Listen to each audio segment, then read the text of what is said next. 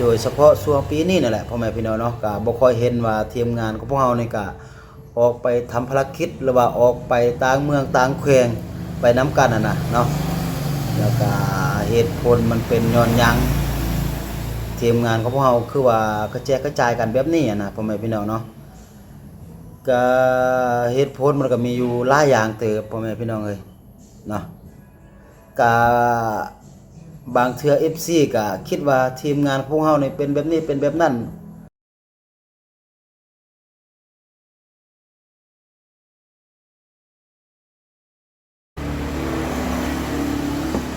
กราบทักทายสบายดีและสวัสดีเด้อพี่น้องเนาะบ่ว่าจะอยู่ทางในและก็นอกประเทศพ่อแม่พี่น้องเนาะก็ยินดีต้อนรับเข้าสู่ช่องครูดอยอีกคือเก่าคือเดิมพ่อแม่พี่น้องเนาะก็มื้อนี้มาอยู่กับครูดอยอยู่ที่เมืองห้วยทรายแขวงบ่อแก้วพ่อแม่พี่น้องเลยเนาะก็ถ้าว่าเสียงอาจบ่แจ้งหรือว่าบ่ชัดเจนก็ต้องกราบขอโทษขออภัยกับบรรดาพ่อแม่พี่น้องเบิดสุขทุกคนเนาะเพราะว่าตอนนี้ก็คือครูดอยอยู่ที่เมืองห้วยทรายเนาะอยู่ในตัวเมืองพ่อแม่พี่น้องเนาะแล้วก็มีรถแล่นไปแล่นมาหลายพ่อแม่พี่น้องเอ้ยเพราะว่าครูดอยอยู่แคมป์ทางเนาะแล้วก็จะได้ยินเสียงรถที่ว่าแล่นไปแล่นมาเพราะว่าครูดอยบ่มีไมค์เนาะก็เลยเฮ็ดให้เสียงมันบ่ค่อยชัดเจนพ่อแม่พี่น้องเอ้ยเนาะกะมื้อนี้มาอยู่กับครูดอยพ่อแม่พี่น้องเนาะกะมามาลมกะเกี่ยวกับยูทูบเบอร์สายบุญของพวกเรานั่นแหละพ่อแม่พี่น้องเนาะแต่ว่าอยู่ทางภาคเหนือพ่อแม่พี่น้องเอ้ยเนาะกะอยู่ทางภาคเหนือก็จะมีทีมงานพวกเราก็จะมีหลายคนอยู่พ่อแม่พี่น้องเนาะก็จะมีทั้งครูคิวบาวลี่แล้วก็ดำบาวลาวแล้วก็ครูดอยแล้วก็บาวอ้วนพ่อแม่พี่น้องเนาะแล้วก็มีช่วงหนึงก็จะมีคือมันยังท้องจันทร์พ่อแม่พี่น้องเอ้ยอยู่นำมันน่ะแล้วก็ช่วงปีแล้วปีก่อนพ่อแม่พี่น้องเนาะก็ช่วงปี2ปีนี่แหละก็จะเห็นก็คือทีมงานพวกเราก็คือเฮ็ดเวียกเป็นทีมไปใส่มาใส่กับไปเป็นทีมพ่อแม่พี่น้องเนาะเพราะว่าจะขึ้นเหนือลงใต้เนาะก็โดยเฉพาะก็มีแต่โดยเฉพาะมีครูดอยแล้วก็บาวลี่ครูคิวแล้วก็ดำบาวลาวพ่อแม่พี่น้องเนาะแล้วก็มีช่วงหนึงดำบาวลาวก็ไปเฮ็ดเวียกอยู่ไทยก็ยังเหลือครูดอยบาวลี่ครูคิวเนาะที่ว่าไปใส่แล้วก็มักไปนํกันนะก็ช่วงก่อนนั้นก็มี4คนก็ไปทั่วทิพย์ทั่วแดนพ่อแม่พี่น้องเนาะต่างเมืองต่างแขวงแม้กระทั่งก็คือไปต่างประเทศอย่างเช่นก็คือเอาน้องเงินไปรักษาอยู่ทางฝั่งไทยนะพ่อแม่พี่น้องเนาะก็ไปครบทีมเลยครูดอยบาวลีบาวดำแล้วก็ครูคิวแบบนี้นะก็จะเห็นก็คือทีมงานของพวกเราโทษพ่อแม่พี่น้องเนาะมีเสียงเพลงบ่ฮู้ว่าเสียงเพลงมันจะเข้าในนี้หรือบ่นะพ่อแม่พี่น้องเนาะเพราะว่าถ้าว่าเสียงเพลงมันเข้าอยู่ในนี้ก็คือยานมันจะติดลิขสิทธิ์เนาะถ้าว่ามีเสียงรถแล่นไปแล่นมาก็คือบ่ได้ยินเสียงเพลงเพราะว่าจะได้ยินแต่เสียงรถแบบนี้นะพ่อแม่พี่น้องเนาะและบัดนี้เนาะก็คือส่วนหลายก็เฮาก็จะไปใส่มาใส่ก็จะไปเป็นทีมพ่อแม่พี่น้องเนาะก็คือ4คนเฮาคือก็ได้ว่านั่นแหละไปใส่ไปกันลุยใส่ลุยกันพ่อแม่พี่น้องเนาะแต่ว่ามาช่วงนี้พ่อแม่พี่น้องเอ้ยเนาะก็ทีมงานของเฮาก็อาจจะกระแจกกระจายพ่อแม่พี่น้องเอ้ยเนาะก็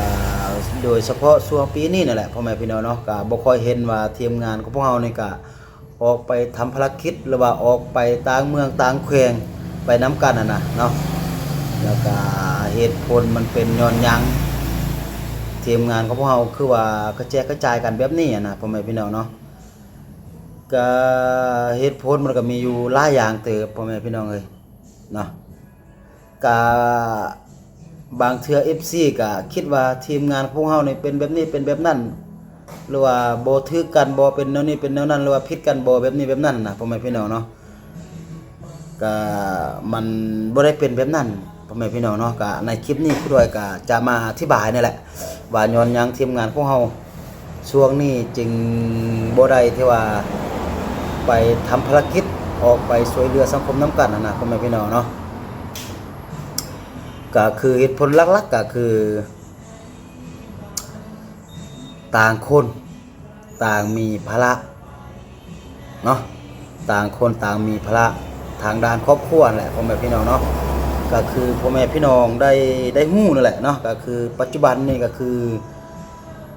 ค่าใช้จ่ายมันหยัง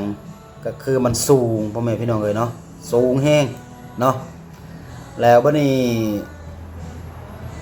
การที่พวกเฮาก็คือออกไปช่วยเหลือสังคมเนาะก็คือใจที่สุดความมักพ่อแม่พี่น้องการที่ว่าทีมงานของเรารวมตัวกันก็คือออกไปช่วยเหลือสังคมนะพ่อแม่พี่น้องเนาะแล้ววันนี้การไปของพวกเฮาพ่อแม่พี่น้องเนาะก็คือบ่แม่นว่าพวกเฮาไปล่าเนาะก็คือมันมีค่าอยู่ค่ากินค่าน้ำมันรถนะค่าบ้านพักแบบนี้นะพ่อแม่พี่น้องเนาะไปแต่ละเทื่อก็โอ้โธ่ค่าใช้จ่ายมันบ่แม่นง่ายพ่อแม่พี่น้องเนาะแล้ววันนี้เฮาไปก็คือไปใส่ไปกันพ่อแม่พี่น้องเนาะแล้ววันนี้จุดปัญหาของมันก็คือปัญหายอดวิวพ่อแม่พี่น้องเนาะเพราะว่าทีมงานของพวกเฮาอยู่ทางภาคเหนือพ่อแม่พี่น้องเนาะก็คือยอดวิวมันน้อยนิดพ่อแม่พี่น้องเนาะก็ช่วงปีก่อนปีแล้วช่วง2ปี3ปีก็คือยอดวิวมันก็ยังใครน้อยนึงพ่อแม่พี่น้องเนาะลงคลิปได้ก็ยังฮอดพันหรือว่ายังฮอดหมื่นแบบนี้นะมันก็ยังพอไปได้นะพ่อแม่พี่น้องเนาะก็คือยอดวิวของพวกเฮานี่ก็คือมันบ่ไปพ่อแม่พี่น้องก็บ่ฮู้ว่ามันเป็นก็บ่ฮู้ว่ามันเป็นย้อนสาเหตุหยังหั่นน่ะก็คือเฮา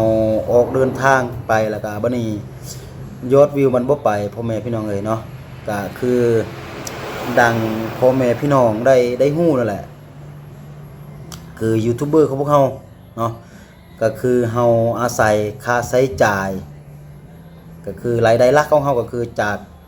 ากยอดวิวที่บรรดาพ่อแม่พี่น้องหรือว่าบรรดา FC ที่ว่าเข้ามาเบิ่งคลิปของพวกเฮานะพ่อแม่พี่น้องเนาะเพราะว่าถ้าหากว่ายอดวิวเฮาไปวันนี้เฮาก็จะมีรายรับนะพ่อแม่พี่น้องเนาะเพราะว่าเฮาจะได้เงินจากโฆษณาที่ว่าเข้ามาอยู่ในช่อง YouTube ของพวกเฮานะพ่อแม่พี่น้องเนาะแล้ววันนี้ถ้าว่าเฮาเดินทางไปหรือว่าเฮาไปท้ายคลิปไปช่วยเหลือสังคมเฮาเดินทางไปต่างเมืองต่างแขวงมันก็ต้องมีค่าอยู่ค่ากินค่านอนค่าบ้านพักอะไรทำไมนะค่าน้ำมันรถนะวันนี้เฮาไปนะครับวันนี้เฮาท้ายคลิปวันนี้เฮาเอามาลง YouTube เนาะ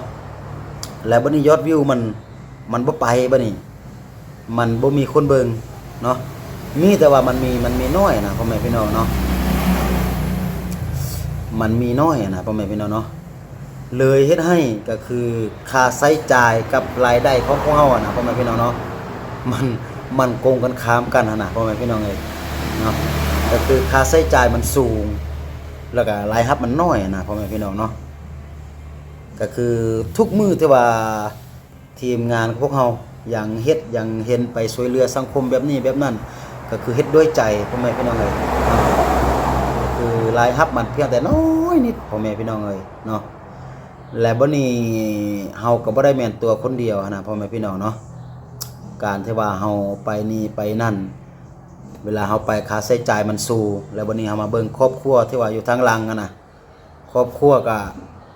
บัดนี้อยู่เฮือนก็คืออย่างเช่นครอบครัวของผู้ดอยแหละพ่อแม่พี่น้องเนาะก็มีแต่ผู้ดอยกับน้องพิงกับลูกอีกคนนึงนะแล้วบัดนี้เมื่อผู้ดอยไปแบบนั้นก็บ่มีไผเอาลูกบัดนี้น้องพิงก็ได้อยู่กับลูกแบบนี้นะเนาะบัดนี้ค่าใช้จ่ายมันยังก็จะได้ตกเป็นภาระของผู้ดอยนะพ่อแม่พี่น้องเนาะเพราะว่าน้องพิงก็เฮ็ดหยังบ่ได้นะก็จะได้อยู่นำลูกก็คือเลี้ยงเป็ดเลี้ยงไก่ปลูกผักปลูกหญ้าแบบนี้นะก็บรรเทาชีวิตไปวันๆนะเนาะบัดนี้เมื่อยอดวิวมันบ่ไปแบบนี้นะพ่อแม่พี่น้องเนาะเลยเฮ็ดให้ทีมงานของพวกเฮานี่ก็คือ ต้องได้โศกหาเวียกอื่นเวียกอันอื่นที่ว่าจะมาเสริมมาเฮ็ดนำนะพ่อแม่พี่น้องเนาะในเมื่อบัดนี้ต่างคนก็คือบางคนก็มีทุนบางคนก็บ่มีทุนหรือบางคนมีแนวคิดที่ว่าอยากเฮ็ดแบบนี้อยากเฮ็ดแบบนั้นนะพ่อแม่พี่น้องเนาะตัวนี้ก็เอาแต่ส่วนบุคคลที่ว่าสะดวกที่ว่าจะเฮ็ดแนวใดนะพ่อแม่พี่น้องเนาะก็บางคนก็เฮ็ดอันนี้บางคนเฮ็ดอันนั้นแล้วบัดนี้เมื่อแต่ละคนมีเวียกเสริมบัดนี้เนาะพ่อแม่พี่น้องเนาะเมื่อแต่ละคนมีเวียกเสริมก็เลยเฮ็ดให้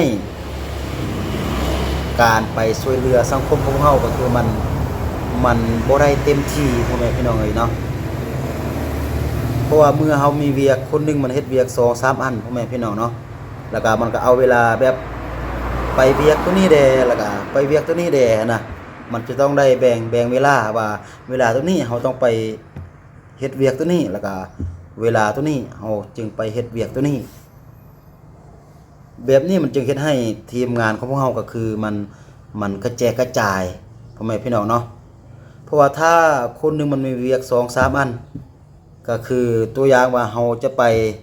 เวียกตัวนี้หมดมันก็บ่ได้นะ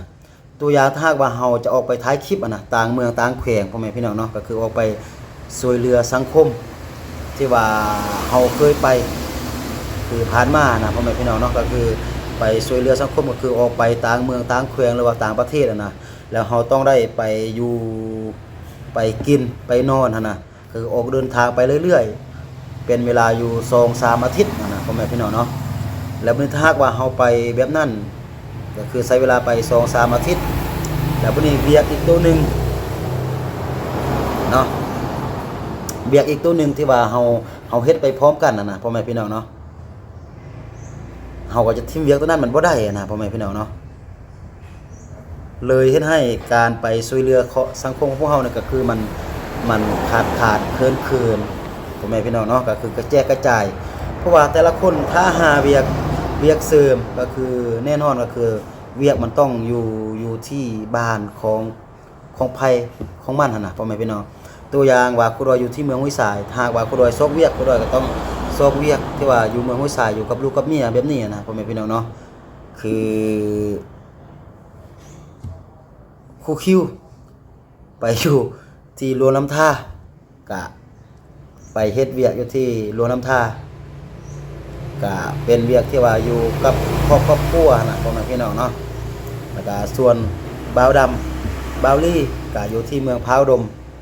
ก็ซอกเวียกที่ว่ามันจะอยู่ที่เมืองพร้าวดมเพื่อว่าที่ว่าปักหลักปักฐานอยู่กับลูกกับเมียนะพ่อแม่พี่น้องเนาะเลยเฮ็ดให้ทีมงานของพวกเฮานี่มันแจกกระจายเนาะก็คือถ้าหากว่ายอดวิวของพวกเฮานี่มันดีนะพ่อแม่พี่น้องเนาะยอดวิวของพวกเฮานี่มันไปดีก็เจ็ดให้ทีมงานพวกเฮาก็คือบ่มองหาเวียกอื่นนะพ่อแม่พี่น้องเนาะบ่มองหาเวียกอื่นก็คือทีมงานพวกเฮาก็จะได้มารวมตัวกันตลอดก็คือไปไสไปกันรายได้ก็อาศัยจาก YouTube จากคนเบิ่งจากยอดวิวนะพ่อแม่พี่น้องเนาะ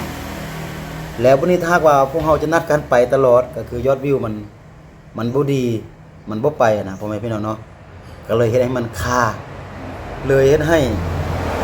ทีมงานของพวกเฮานี่ก็คือมันกระแจกมันกระจายแบบนี้นะพ่อแม่พี่น้องเนาะ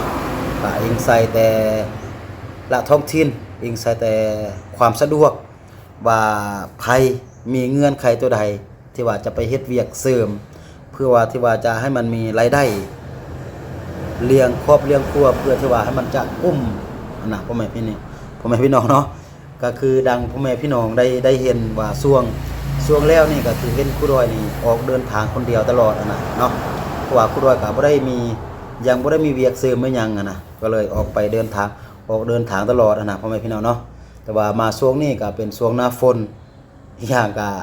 งหนึ่งก็คือรถของครูดอยก็บ่มีเอกสารพ่อแม่พี่น้องเนาะช่วงนี้เจ้าหน้าที่เพิ่นเข้มงวดหลายก็เลยเฮ็ดให้มันกึ่งกลางๆพ่อแม่พี่น้องเอ้ยก็คือเฮ็ดเวียกมันยังก็คือมันบ่ได้เต็มที่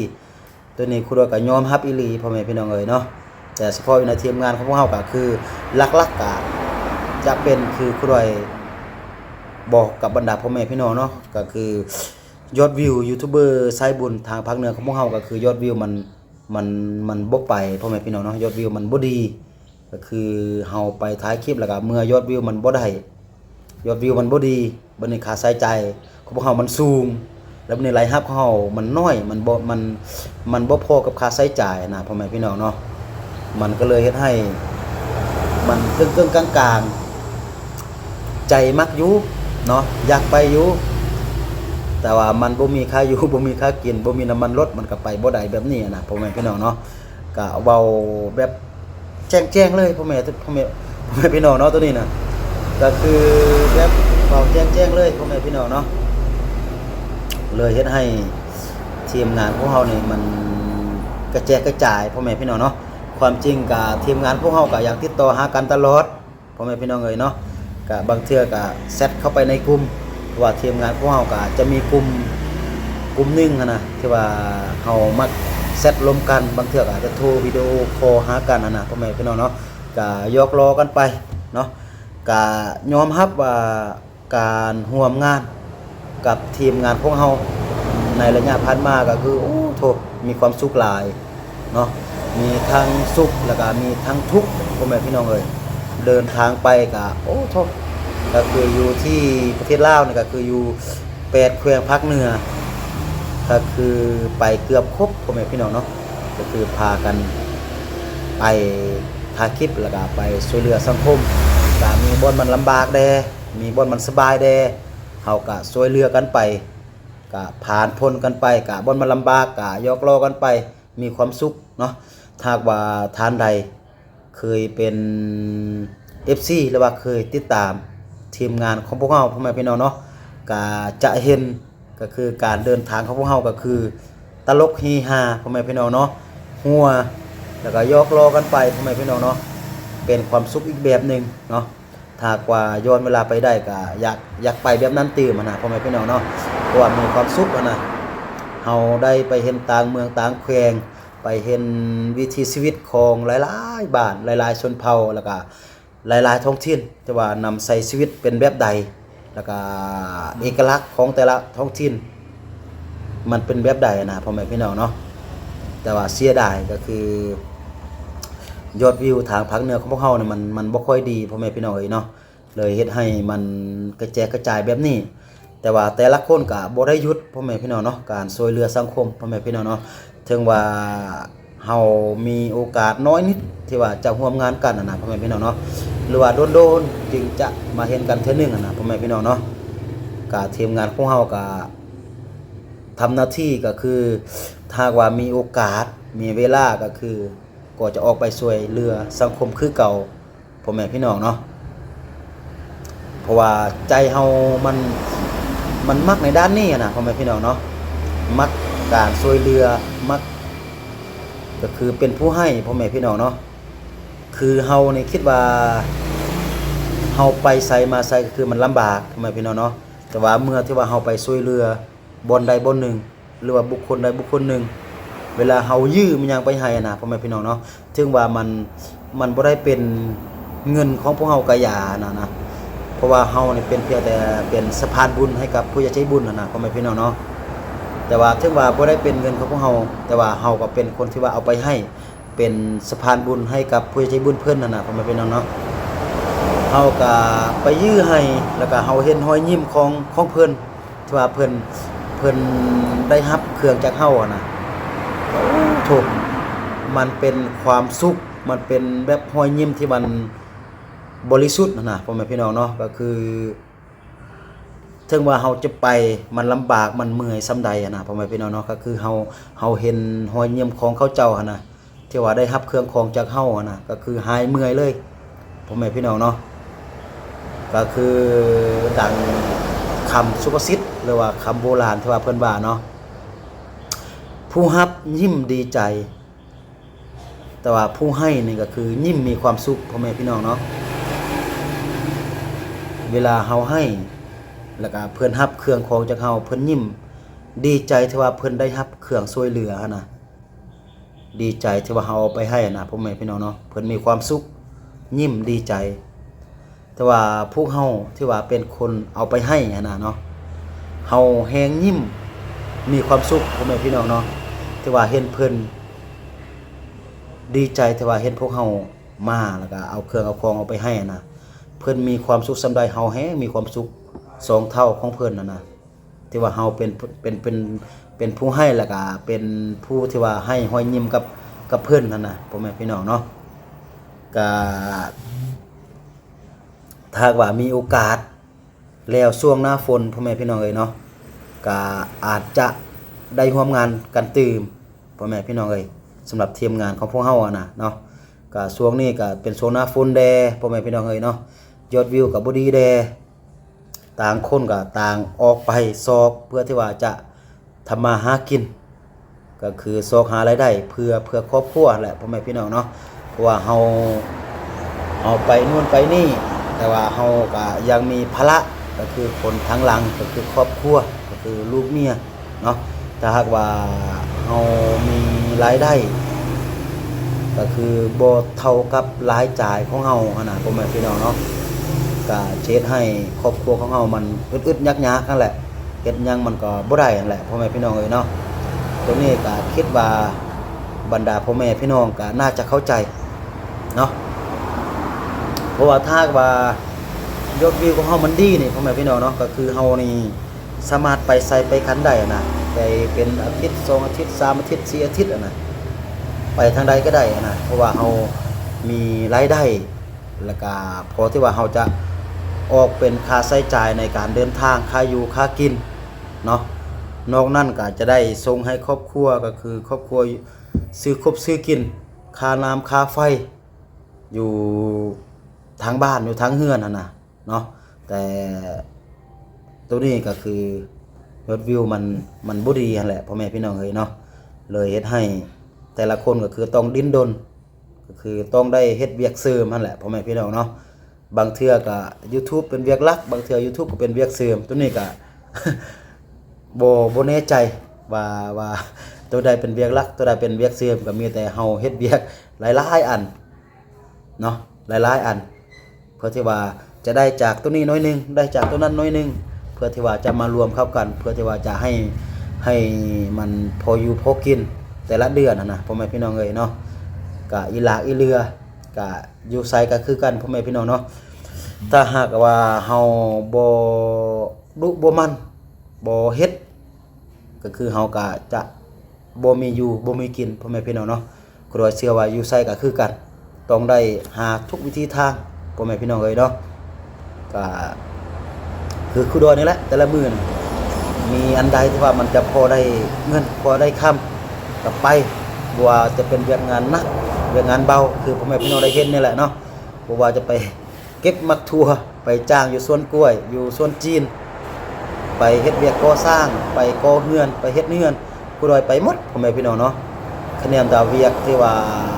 ได้มา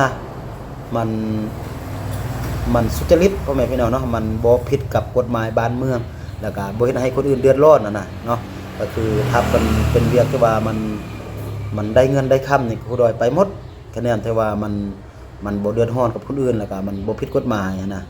คือกับบรรดาพ่อแม่พี่น้องได้เห็นนี่แหละแต่ละมื้อที่ว่าผู้ใดไปเนาะเวียกกันได้ผู้ใดก็ไปหมดเนาะบ่ว่าจะเป็นเวียกก่อสร้างเฮ็ดหอเฮ็ดเรือนไปจ้างอยู่สวนจีนเนาะคือพ่อแม่พี่น้องได้เห็นเนาะผู้ใดก็เป็นคนนึงที่ว่าสู้ชีวิตนั่นแหละเนาะ